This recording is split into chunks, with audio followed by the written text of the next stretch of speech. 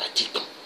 Le pape n'utilise pas la poste que nous utilisons en public. Il a sa propre poste du Vatican. Mais essayez de comprendre, le pape n'utilise pas la police italienne qui est en Italie, mais elle utilise sa propre police du Vatican. Le pape n'utilise pas des citoyens italiens pour nettoyer à l'intérieur du Vatican, faire le ménage, faire la cuisine. Non, mais le pape utilise ses propres frères catholiques qui nettoient le Vatican et font à manger pour le pape. Voilà, le pape n'est que un dictateur comme les autres dictateurs. Le pape, silence total sur les massacres au Congo RDC. Mais le pape a commencé à parler quand il a vu un tiers africain comme moi pointer le doigt le Vatican, chanter et dire le Vatican complice sur les génocides en Afrique. Et le pape, il s'est renseigné au Congo-Brazzaville en demandant mais lui c'est qui? On lui a dit c'est le neveu de Monseigneur Kombo. Et il connaît qui était le Monseigneur Kombo, car Monseigneur Kombo était nommé par le Vatican. Et le Monseigneur Kombo, c'est celui qui a sauvé 8%. Mon oncle, il a sauvé Sassou de merde. Et voilà aujourd'hui, Sassou est revenu en force et il tue les Congolais.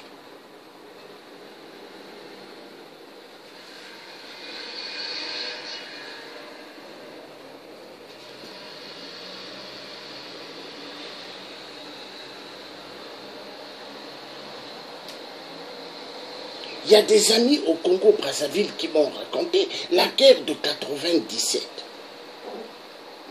Les Souba et Sassou. Mais des gens m'ont raconté des armes rentrées dans des églises catholiques. Au Congo-Brazzaville, ça rentrait dans des églises catholiques et les prêtres bénissaient ces armes-là. Attendez. Mais ça fait penser au pape avant qui avait dit « Allez en Afrique, prenez tous les meubles que vous verrez. »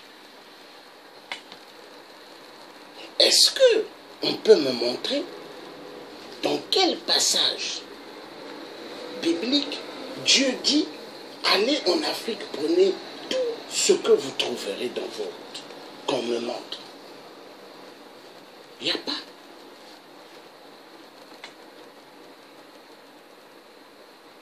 Est-ce que Dieu est un Dieu misérable? Est-ce que Dieu est un Dieu de pauvreté? Mais si Dieu est un Dieu de pauvreté, comment ça se fait au royaume là-bas, au royaume de Dieu? Il a tout ce qui est extraordinaire, magnifique, plus même que ce qui est sur terre.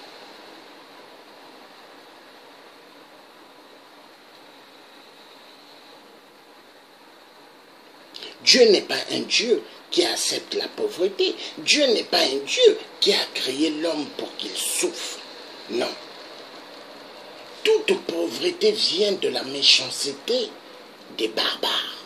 Toute pauvreté en Afrique vient de la méchanceté de ceux qui dirigent l'Afrique. La vérité doit être dite. Car ceux qui dirigent l'Afrique ne sont pas des présidents, mais des marionnettes. Ce sont des marionnettes, des gens qui obéissent au service des Occidentaux 666. Tout est basé sur la Bible. Nous allons écouter tout à l'heure le discours de Léopold II, mais avant tout, nous allons repartir sur ce qui définit la religion. Qu'est-ce que c'est? C'est important parce que pas mal des Africains sont convaincus de la religion. Et pas mal, ils sont là en train de réciter ce que même les Blancs eux-mêmes ne le font pas. Je vous salue Marie pleine de grâce. Hein? Sainte Marie, Mère de Dieu. Hein? Est-ce que la Sainte Vierge Marie, c'est la Mère de Dieu? Dieu le Tout-Puissant, est-ce que c'est elle qui a mis Dieu le Tout-Puissant au monde? Oui, Sainte Vierge Marie, elle a mis Jésus-Christ au monde, oui. Mais Jésus-Christ aux yeux bleus, Jésus-Christ aux longs cheveux, comme le film La Passion du Christ, grandement fou.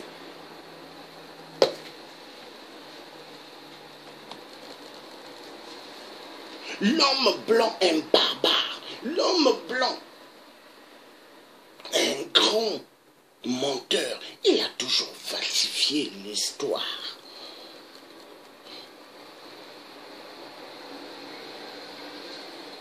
Et nous allons suivre là.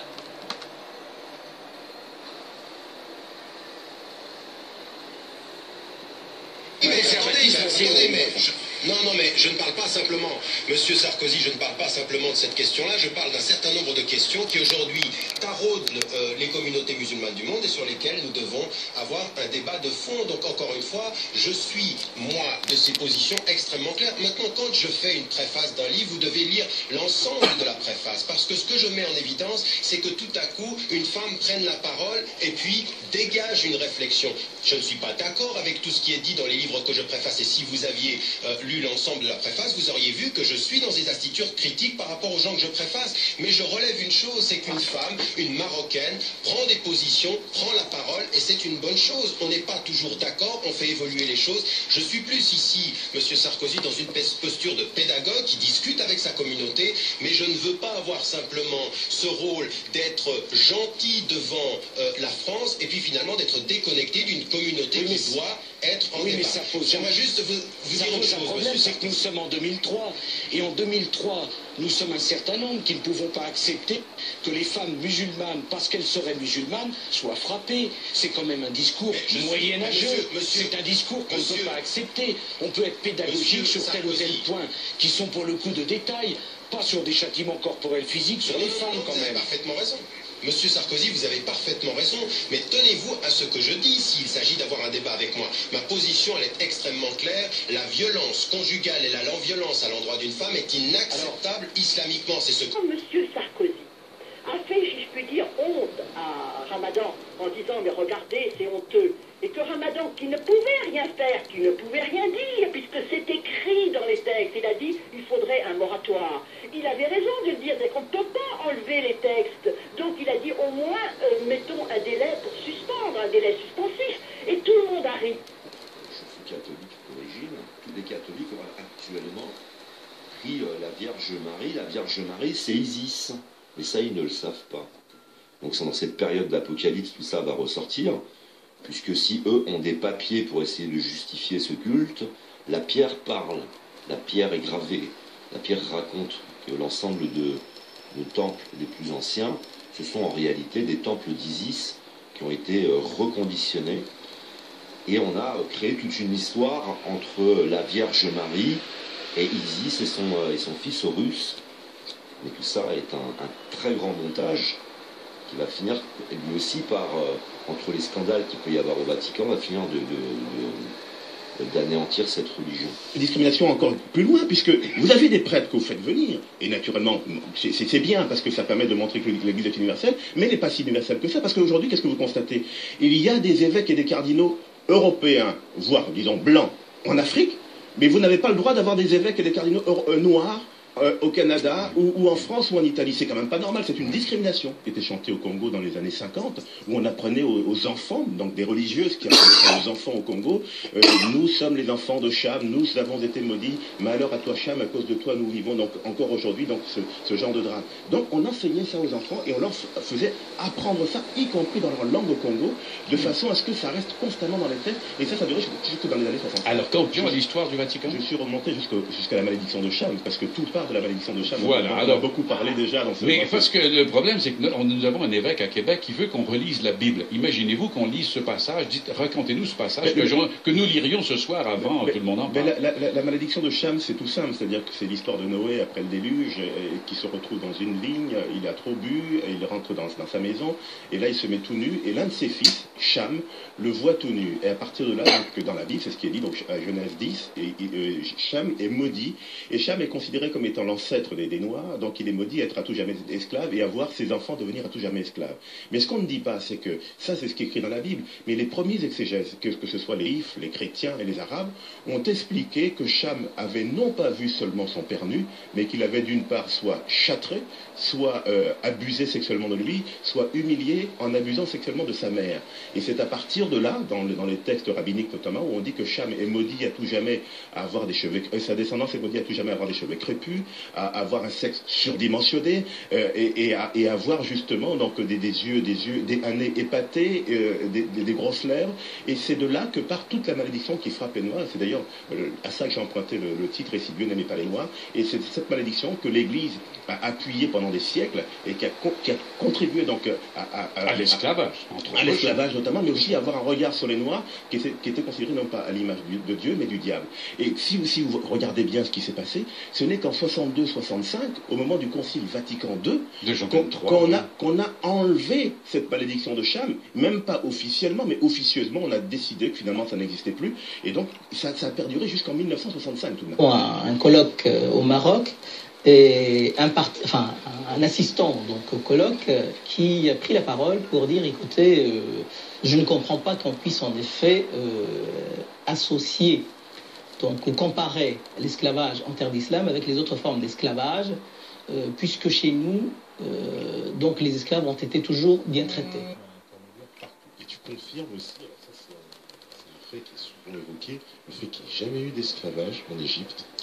Alors, d'abord, l'idée même d'esclavage en Égypte, c'est une hérésie totale. Il suffit de connaître les textes religieux égyptiens ou, les enseignements. Il y a le livre des portes, il y a énormément de textes qui disent que quelqu'un qui vit, je vais le dire autrement, pour les Égyptiens, pour les hermétistes, pour tout ce monde antique, la chose à préserver par-dessus tout, c'est la vie. Le Coran recommande, certes, de n'être pas trop dur avec les esclaves, mais il autorise cette pratique. En Afrique, de nombreux Noirs sont musulmans. Or, on l'a vu, l'islam interdit de réduire en esclavage d'autres musulmans. Cette contradiction va être aisément surmontée. À mesure que le continent noir devient le principal réservoir d'esclaves, se développe un racisme qui justifie l'esclavage, comme dans la traite atlantique en somme.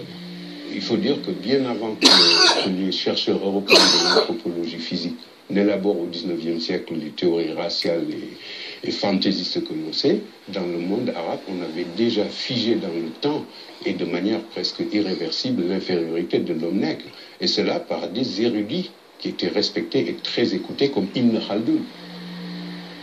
Ibn Khaldoun, grand lettré du XIVe siècle, qui pourtant écrit « Les seuls peuples à accepter l'esclavage sont les nègres, en raison d'un stade inférieur d'humanité, leur place étant plus proche du stade animal. » Qu'il y a, et là justement j'ai montré qu'il y a beaucoup de qualificatifs, beaucoup toute une vision du noir, de l'esclave, comme un être inférieur, etc. Il y a plusieurs termes en arabe. Pour dire esclave, on dit abd. On va dire ghulam, zinji, on va dire aswad. Alors, ce qui est intéressant, c'est que le terme de aswad veut dire noir. Zinji également va également s'appliquer aux noirs issus de la région, donc de l'Afrique orientale. Donc, on va progressivement assister à ce que la connotation régionale ou ethnique devienne l'équivalent d'esclave. Et encore aujourd'hui, dans les sociétés maghrébines, à titre d'exemple, dans le sud de la Tunisie, plutôt que de dire noir, on dit un esclave, on dit abd. Un esclave, on dit abd. Au nom de ces théories, l'Afrique connaît 14 siècles de chasse à l'esclave. Des attaques menées par des soldats dans le cadre de guerre ou par des bandes armées aux ordres de marchands. Ces attaques, bien sûr, sont d'une violence inouïe.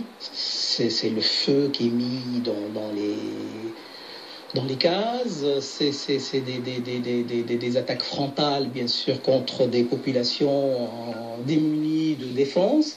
Et bien sûr, par la suite, bien sûr, c'est un arrachement donc de ces personnes à leur famille, à leur pays. Pour capturer un esclave, les assaillants tuent en moyenne 2 ou 3 personnes. Et dans les villages, il y a une marchandise que l'on recherche particulièrement. En tant que marchandise, bien sûr, l'enfant donc est plus à même d'être réadapté, d'être acculturé, d'être maîtrisé. Hein, alors qu'un adulte, il aurait tendance à ne pas accepter sa servitude. Pendant plus de 1400 ans, la traite suit quasiment les mêmes chemins. Si la route de l'Atlantique a laissé des traces dans l'histoire, le Sahara, lui, a effacé celle des esclaves. 7 millions de personnes y auraient transité sous la conduite de négriers appelés des galabes, des bouviers. On ne distingue pas les esclaves des troupeaux d'animaux. Seuls ceux qui étaient en très bonne santé donc, pouvaient arriver donc, au terme de la caravane. 20 à 30% des captifs succombent. Une mortalité qui approche celle de la traite atlantique. Les survivants arrivent vers les marchés aux esclaves du Caire, de Bagdad, d'Istanbul, de la Mecque ou de Tombouctou. Là, une partie d'entre eux subit une terrible opération, la castration. Ce qui est triste à dire, c'est que les ateliers de castration, c'est que la nature de l'opération elle-même est une opération qui, malheureusement, donc, laisse très peu de chance pour l'enfant châtré. Donc, l'espoir de survie de l'enfant sont quand même assez minimes. Les opérations de castration faisaient périr entre 70 et 80%. Ça vous donne une idée du massacre. Ce qui explique le prix très élevé également de l'eunuque sur les marchés.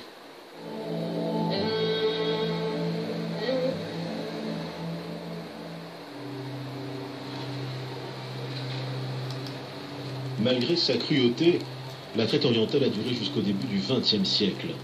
Mais d'ailleurs, je me suis toujours posé la question, pourquoi les vierges noires sont noires? C'est-à-dire à quoi c'est lié?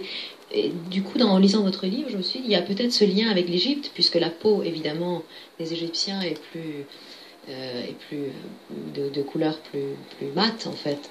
Et c'est peut-être pour ça, je me pose la question innocemment, parce que vraiment, je me suis souvent posé la question, pourquoi ces vierges noires, partout dans le monde, ont une peau aussi foncée? Comment intéressant aussi, c'est que les révolutionnaires français s'en sont emparés. Et on voit que certains d'entre eux, notamment Charles Dupuis, vous citez en 1794, affirment que Isis est la déesse de Paris, et non la Vierge. Racontez-nous un petit peu cette récupération par les révolutionnaires et certains penseurs des Lumières d'Isis. En 1233, le pape Grégoire IX créait un tribunal ecclésiastique qui, pendant 5 siècles, allait ternir l'histoire d'une religion qu'il était pourtant chargé de sauver.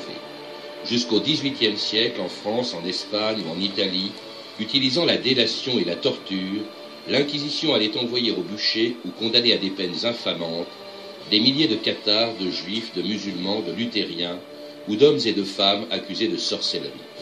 Puis, après avoir prononcé sa dernière condamnation à mort en 1781, il était mis en sommeil et sous d'autres noms n'allait plus s'occuper que de la surveillance du clergé et de la censure des livres. Ce retour d'exil en l'année 538 avant la chrétienne est un événement sous-estimé, extrêmement important, pas seulement pour l'histoire du Proche-Orient, mais pour l'histoire de l'humanité entière. Imaginons que les Juifs, en déportation à Babylone, auraient fait comme ceux d'Israël un siècle avant, auraient perdu leur identité, se seraient fondus dans la population, se seraient en somme assimilés. Donc, pas de religion juive, pas de Messie, pas de Jésus, pas d'évangile, pas de judaïsme, pas de christianisme, pas de pape ni d'évêque, pas d'inquisition, pas de messe, pas de monastère ni de cathédrale, pas de synagogue, pas d'État d'Israël, pas davantage d'islam, pas de Coran, pas de mosquée, pas d'Al-Qaïda, pas de conflit israélo-palestinien. Qu'y aurait-il à la place de tout cela? La face du monde serait profondément différente de ce qu'elle est. Le racisme anti-juif répond à un racisme juif dont on parle beaucoup moins souvent. Car la religion juive est une religion raciste. Le judaïsme talmudique, au même titre que l'hindouisme, est une religion raciste. Il y a des religions universalistes, christianistes, sachant que catholique veut dire universel, le bouddhisme, l'islam, qui sont des religions universalistes. Vous pouvez ne pas aimer l'islam, mais c'est une religion universaliste. Tous les hommes sont appelés à devenir musulmans. Il y a l'hindouisme, qui est une religion de caste et qui n'est pas du tout universaliste. On n'est pas appelé à se convertir à l'hindouisme. On est hindou dans sa caste, sa varna ou sa jati, en fonction de son sang. Eh bien, c'est la même chose. C'est la même chose. On est juif par son sang. Et les rabbins du Talmud ont poussé tellement loin l'obsession raciale qu'ils considèrent que seule la mère peut faire qu'on est juif, parce que le père, on n'est jamais sûr. C'est de la prudence, là. Le père, on n'est jamais sûr. Et comme il faut absolument... On est juif, donc non pas par choix, par opinion, parce qu'on adhère à une foi, ni même parce qu'on respecte une orthopraxie, c'est-à-dire les 626 ou les 617 commandements de la Torah selon le judaïsme talmudique. On est juif parce qu'on est de race juive, en fait d'ethnie juive, mais par le sang, par la mère. Bien.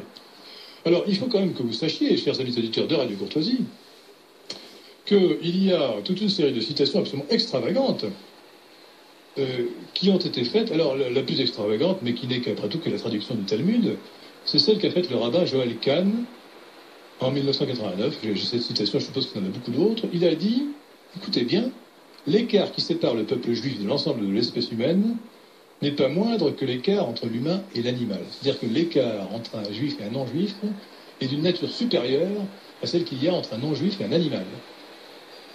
Si cette n'est pas une phrase raciste, qu'est-ce que c'est? Et cette thèse, qui est directement l'expression du Talmud, donc le livre central du judaïsme actuel, le judaïsme talmudique, est défendue de la manière suivante par les rabbins du Talmud. Les Juifs sont les seuls à obéir à la loi divine qui est la Torah. Tous les autres hommes n'obéissent, comme les animaux, qu'à la loi de nature. Et voilà pourquoi le fossé qui sépare les Juifs des autres hommes est bien supérieur à celui qui sépare les autres hommes. Alors, c'est une philosophie totalement intolérable, parce qu'elle est anti-universaliste, et évidemment... elle n'a pas toujours cette expression aussi radicale. Mais il faut quand même bien voir qu'elle inspire largement des gens qui sont beaucoup plus apparemment disons, assimilés. Le livre de Mersheimer et Walt, le lobby pro-israélien et la politique étrangère américaine, donne une citation absolument ébouriffante de Elliot Abrams. Elliot Abrams, qui a été quand même... membre du Conseil de la sécurité du président américain. Il a écrit en 1997 « Il ne fait aucun doute que les Juifs, fidèles à l'alliance qui unit Dieu et Abraham, doivent se tenir à l'écart de la nation dans laquelle ils vivent. C'est la nature même des Juifs que d'être à l'écart, à part en Israël, du reste de la population. » Fin de citation. C'est une forme de racisme affirmé. On peut trouver au Bénin, ce n'est pas un appel à la haine contre les autres, c'est un appel à la ségrégation. Les Juifs ne doivent doivent rester à l'écart. Voilà. Et si vous y réfléchissez bien, je lis dans le livre d'Éric Zemmour, Mélancolie française, qui à mon avis est un très mauvais livre. Il fait l'éloge d'une déclaration qui, paraît-il, autrefois avait cours dans les milieux israélites en France.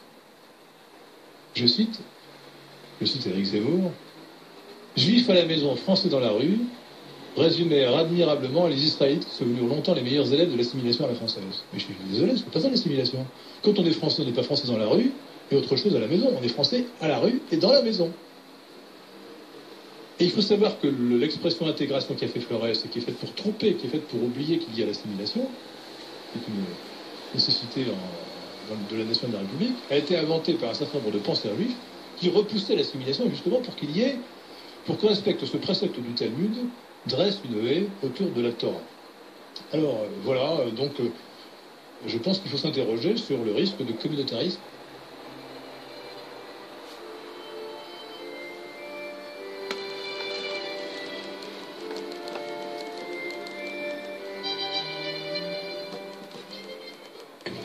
Alors, dans un premier temps, les Portugais.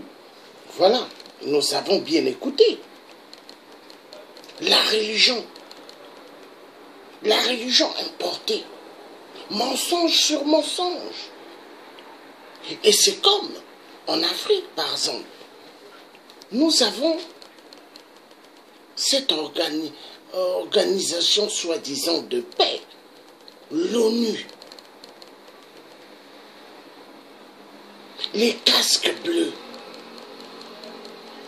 mais des pédophiles, des assassins, qui sont que des multinationales déguisées en agents de l'ONU. Mais l'ONU, est-ce que cette organisation, elle est là pour instaurer la paix dans le monde ou en Afrique, là où il y a maintenant leur mascarade de la barbarie? Non. L'ONU est un monde mensonger. Comme la démocratie, elle n'existe pas. Si la démocratie existait en Europe ou aux États-Unis, comment ça se fait? Ils ont pu accepter que la crise économique que eux-mêmes ils ont mis en marche puisse détruire des milliers et des centaines de vies. Des gens n'ont plus de travail, ils vivent dans des rues, dans des caravanes aux États-Unis. Ils dorment dans des caravanes. Ils ont perdu leurs biens qu'ils avaient payés. Mais vu qu'ils ne pouvaient plus payer, on les a fait dégager des maisons. Et sans oublier en France, licenciement économique, licenciement abusif, des gens qu'on a dégagés des entreprises, pendant que l'entreprise faisait des chiffres d'affaires. Mais on les a licenciés.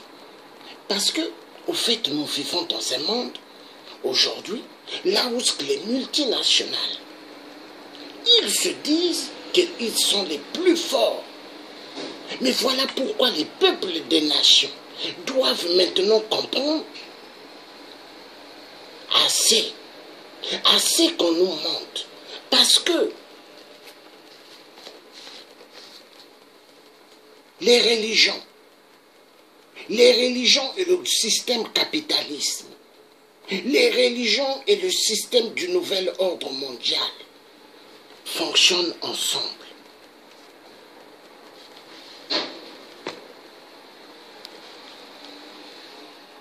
Est-ce que ceux qui ont des chapelets qui prient, chapelets font des récitations pour la Sainte Marie soi-disant, est-ce qu'elle vous donne tout ce que vous voulez dans la vie? Est-ce que la Sainte Vierge Marie, que vous avez des chapelets, vous faites vos prières de chapelets, est-ce qu'elle vous donne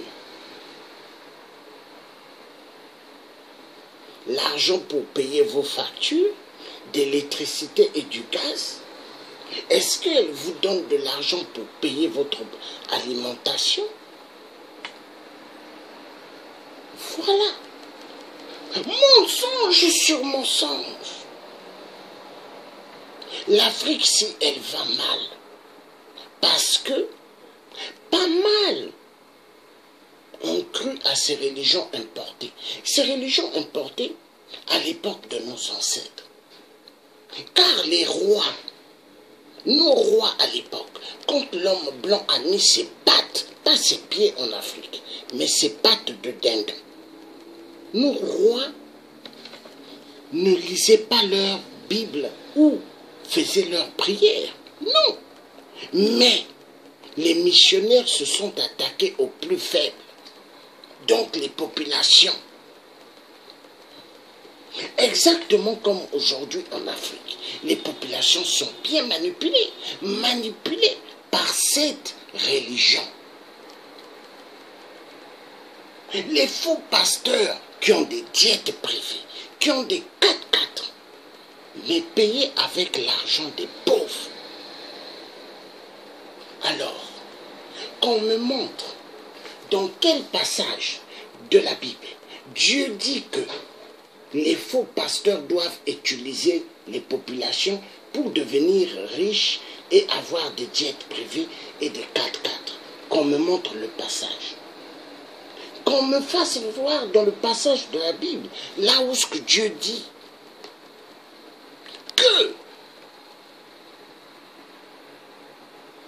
Les gens, quand ils tombent malades, c'est pas la peine qu'ils aillent à l'hôpital, mais qu'ils vont consulter des faux pasteurs.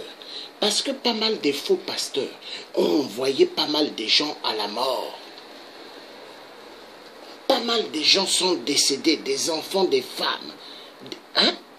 Parce que les pasteurs, on leur a amené toujours des gens pour qu'ils prient dessus. Des gens malades. Mais des gens malades qui méritaient d'être opérés rapidement pour sauver ces vies.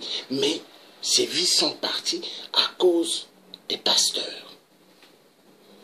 Imaginez-moi en 2005, au Congo-Brazzaville, quand je suis allé, quand les francs-maçons ont voulu ma mort, avec l'appendicite péritonique qu'ils avaient jeté sur moi. Mais si on m'avait juste amené chez un pasteur, mais je crois que moi j'allais casser le bâtiment du pasteur là-bas. Parce que moi, c'est à l'hôpital qu'on m'a mené. Et à l'hôpital, ils ont dit, il faut l'opération Dardar. Mais il n'y avait rien. Il n'y avait pas de piqûre, il n'y avait pas de coton, il n'y avait pas d'alcool, il n'y avait rien. Et il fallait que mes grands frères roulent avec leur 4x4, qu'ils fassent pas mal de pharmacies dans Brazzaville.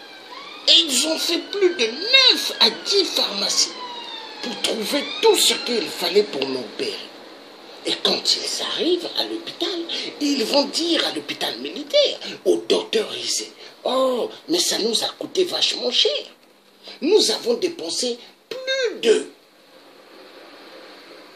700 000 francs CFA. » Et les docteurs ont dit, « Mais si votre frère l'a mouru, est-ce que ça va faire 700 000 francs CFA? » Ça sera plus, parce qu'au Congo-Brazzaville, quand tu meurs, hein, quand tu décèdes au Congo, mais il faut des millions et des millions.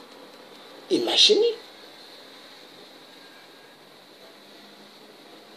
Et mes frères, avec les clubs des maçons, donc leur ami, quand ils venaient à l'hôpital, à payer tout en blanc. Mais toi, tu vas mourir quand? Pourquoi ton Dieu ne fasse pas que tu vas mourir? Je leur ai dit, au nom de Dieu, je repartirai en Europe. Et aujourd'hui, quand eux me voient, dans les écrans, ils se disent, en tout cas celui-là, on n'a pas pu l'avoir. Mais parce que dans la vie, on ne peut pas tuer tout le monde. Il y a de ceux que les gens arrivent à tuer dans la franc-maçonnerie, ainsi que les Illuminati. Mais on ne touche pas n'importe qui. On ne tue pas n'importe qui. Mais attends, mais il y a des gens qu'on tue, il y a des gens qu'on ne tue pas. Parce que Dieu a mis ces gens à lui dans ce monde pour une mission précise. Mais voici, parce qu'il est l'heure que les Africains ouvrent leurs yeux. Arrêtez d'être imbéciles, d'être abrutis avec des religions importées. Les religions importées, arrêtez. Je vous salue Marie, pleine de grâce. Notre Père qui est aux cieux. Mais Dieu a créé l'être humain. Est-ce que Dieu a dit, quand il a créé l'homme noir, est-ce qu'il a dit, toi, tu es un pécheur? L'homme noir, il n'est pas pécheur. Le vrai pécheur, l'homme blanc. L'esclavagisme, l'homme blanc. La traite négrière, mais l'homme blanc. Le code noir, l'homme blanc. Première, deuxième guerre mondiale, l'homme blanc. Licenciement économique, l'homme blanc. Le chômage, l'homme blanc. Resto du cœur qui a été créé par Coluche, l'homme blanc.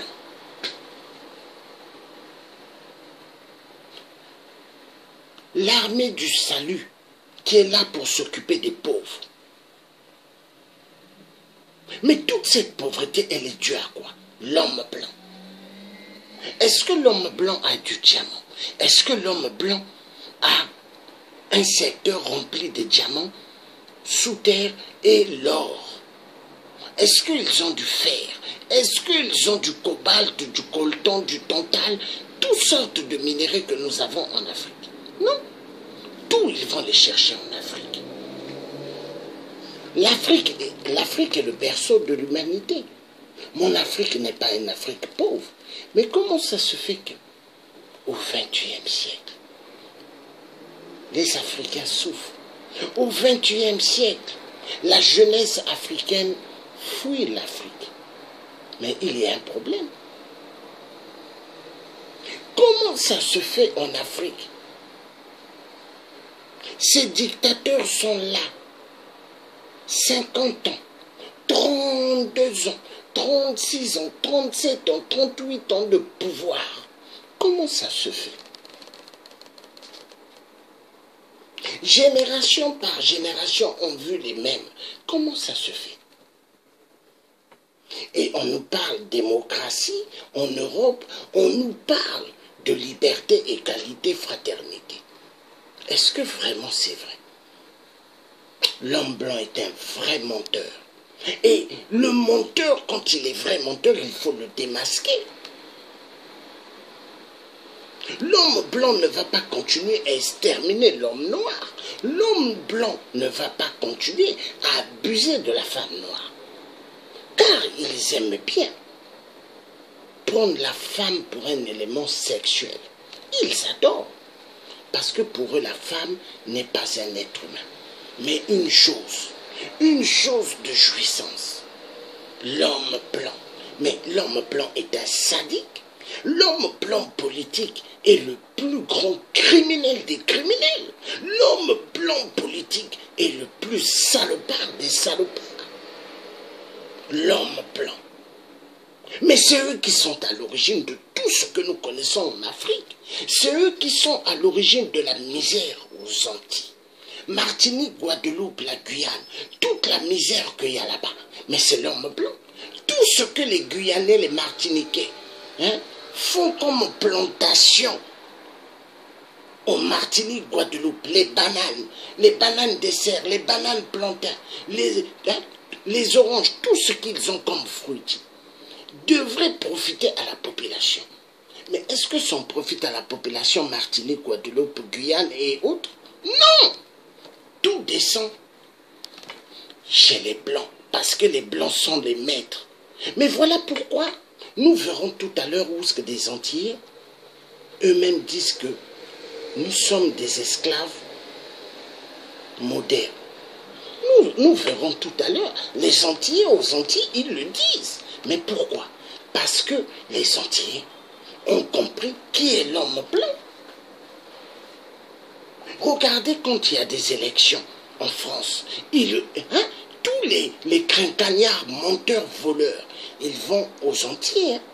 Ils vont voir les Antillais pour que les Antillais les votent. Ils dansent même le zouk avec des Antillaises. Comme nous avons vu.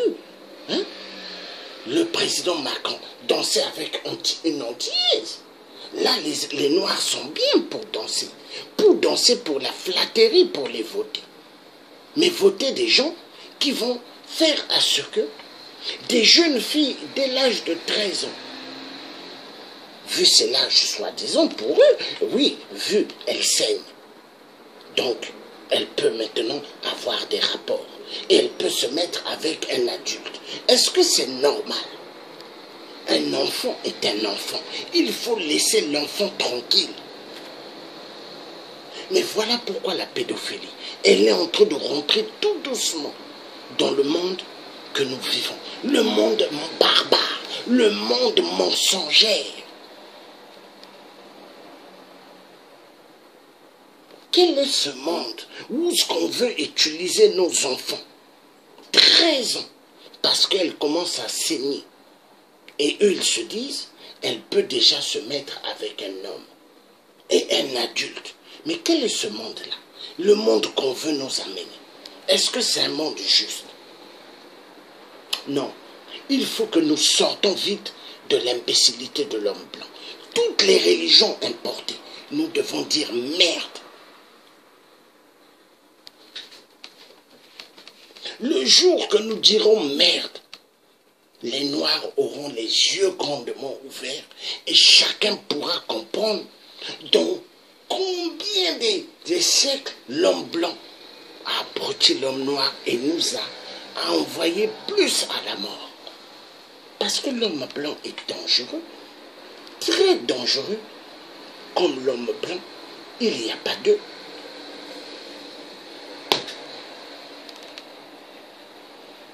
Regardez, il y a des émissions sur les pharaons. Regardez les musées, ils ont cassé les nez des pharaons. Ils ont cassé les oreilles. Regardez, mais pourquoi? Pour que les gens ne puissent pas savoir la vérité. Parce que les nez, le nez du blanc, il est pointu. Hein.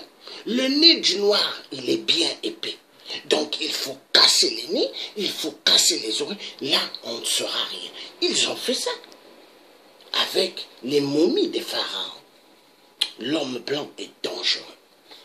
Ah non, il est trop dangereux. Trop dangereux. Il a joué avec la pensée de l'homme noir. Hein?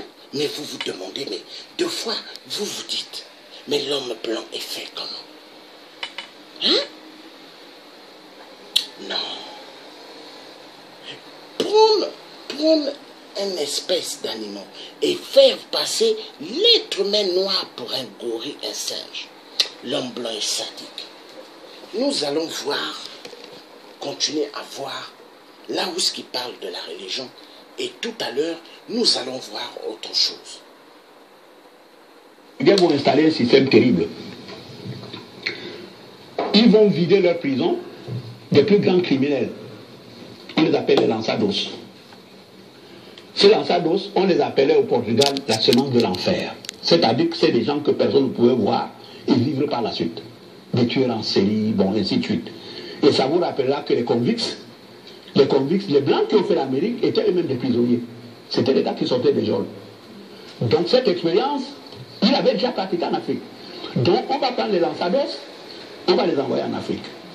Et à l'île de Sao Tomé, qui est à côté d'un peu de l'Angola, il y a des juifs qui vont s'y implanter parce que les juifs qui cultivent la canne à sucre, c'est les gars qui font de l'exploitation de la canne à sucre, ils vont attraper les femmes noires et les violer. Ils vont violer les femmes noires. Et ces femmes, les enfants qui sont nés de cette liaison, on va les préparer comme des boucliers, des têtes de pont pour aller s'occuper des rajas négrières.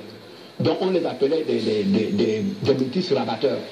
De telle manière qu'aujourd'hui, quand vous allez par exemple dans le Luseke, en Angola, les métis sont très mauvaises presse parce que c'est resté dans la mémoire collective des faits dévastateurs de ces métis en Afrique. Donc on les prépare spécialement pour attraper des noirs, des esclaves noirs. Alors, le Portugal va faire quelque chose de particulier. Il va faire se rencontrer ces métis rabatteurs, plus les lanzados, et maintenant on va les lancer à l'intérieur de l'Afrique avec maintenant des sociétés privées.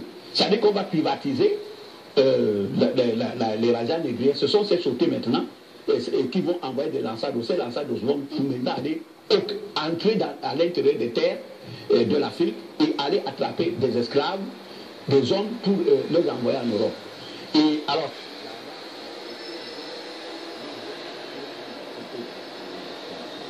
la conclusion est qu'ils avaient les cheveux, ils avaient la peau noire et les cheveux crépus. Donc quand tu es, et le nez épaté, simiesque. Donc quand tu es sur le continent africain, natif du continent africain, tu as la peau noire et les cheveux crépus. Qu'est-ce que tu cherches de plus pour être humain? Hein? C'est tout. Bon. Hérodote. Non, Hérodote l'a dit, mais Aristote, c'est un savant, Aristote. Aristote a dit que les Égyptiens, il était en Égypte avec Alexandre le Grand, il dit que les Égyptiens étaient, je me excuse de le dire en grec, agan mélamès, c'est-à-dire excessivement noirs. Ils étaient trop noirs même, très noirs, trop noirs. Ça, c'est Aristote. Bon. Et ils ont vu les Égyptiens vivants, pas des momies. Ils se sont trompés et qu'ils étaient blancs. Ils étaient méditerranéens, ils pouvaient savoir qu'ils sont bruns ou sombres, ils n'ont pas dit ça, ils ont employé les mots forts en grec pour dire noir. Bon. Les momies existent. Il suffit de prélever leur peau, de faire le dosage de la mélanine. Parce que même les blancs, les noirs, on a tous la mélanine. Mais chez nous, le taux est fort. Chez eux, c'est faible. Bon, on a fait les tests. On a amené des échantillons. On a dit qu'aller voir ça dans le laboratoire de biologie de l'Université du Caire. Hein? Donc, Cheikh Afadjef a amené ces échantillons-là qu'il avait fait à Dakar. Donc, le taux de mélanine est très élevé, c'est des noirs. Mieux, dans la littérature, on a pris des échantillons aussi de momies qu'on a donné à l'hôpital de Manchester, qu'on a donné aussi à l'hôpital de Liverpool, les Anglais, pour faire les mêmes tests de dosage de mélanine. Et la conclusion? La conclusion des deux, indépendamment, hein, qu'ils n'étaient pas dark, c'est-à-dire sombre, ou brun, ou black. C'était des noirs. Le but n'est surtout pas de dénoncer simplement. Le but est d'expliquer. Nous n'arriverons à rien changer de magique avec une expo comme ça. Par contre, nous donnerons la capacité aux gens de comprendre pourquoi on est devenu raciste. Pourquoi on a exilé les gens. Pourquoi ça a marché. Pourquoi la curiosité était qui restera le plus gros moteur des hommes et des femmes. Les gens y allaient. Il faut replacer l'être humain au centre de tout et emmener les gens à se questionner sur les catégories où ils pourraient être enfermés. C'est-à-dire qu'il y a des gens qui peuvent s'enfermer dans leur religion, qui peuvent s'enfermer dans leur couleur de peau, qui peuvent s'enfermer dans leur sexualité. Il faut dire aux gens, ne vous enfermez pas. Ayez l'intelligence d'avoir une pensée libre.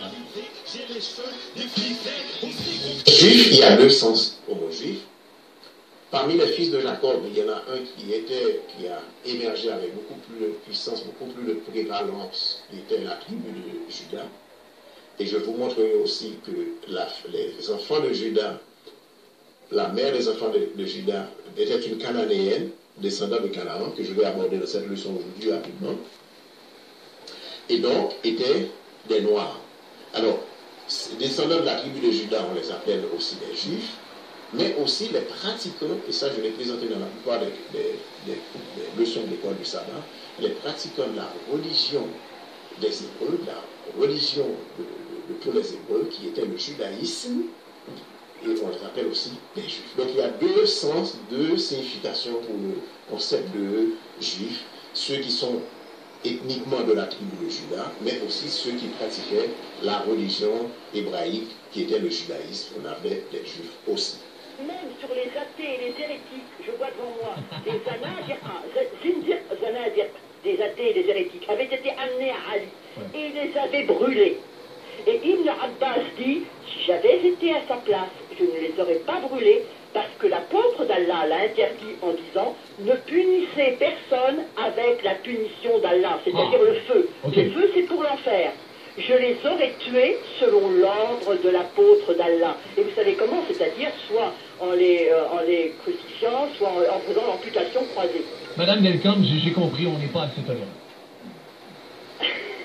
Il y a un dernier, le prophète d'Allah, quand il lui demandait si les femmes et les enfants des polythéistes pouvaient être tués pendant les raids nocturnes, il a dit, ils sont avec eux ou parmi eux, ils peuvent donc être tués. C'est dans Muslim 19 4321, Su'ila Nabi sallallahu alayhi wa sallam, faqal, hum minhu, ils font partie d'eux. Alors ce que je voudrais vous faire comprendre, c'est que les gens qui sont qualifiés d'islamistes, ils n'ont pas inventé les textes, ils n'ont pas trouvé les textes dans une pochette surprise. Ils les trouvent c'est-à-dire c'est ce qu'a dit le prophète. Et ils ne vont pas s'amuser à perdre le paradis sous prétexte d'inventer quelque chose. C'est le même Coran, c'est le même prophète qui sert de modèle à tous les musulmans. Il y a une partie des musulmans qui nous prennent pour des cons et qui ont entrepris de cacher une part des textes pour ne pas effrayer le non-musulman. Eh bien, on nous le cache parce que ça montre le vrai visage de l'islam. Un visage que l'Occident ne peut pas accepter sans rire ou sans trembler de peur.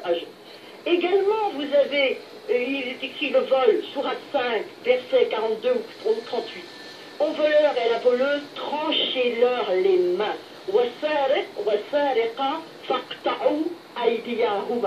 Mais vous allez dire, c'est dans le Coran, mais c'est pas appliqué. Qu'est-ce que je vois dans les hadiths, c'est-à-dire le récit du comportement du prophète?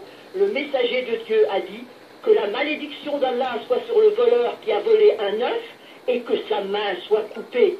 récit d'Abu Huraira, Muslim, 17 4185, ou chez Boukhari, 81 774. Et pour la lapidation, parce qu'on me dit les musulmans qui mentent parfois, disent, mais regardez,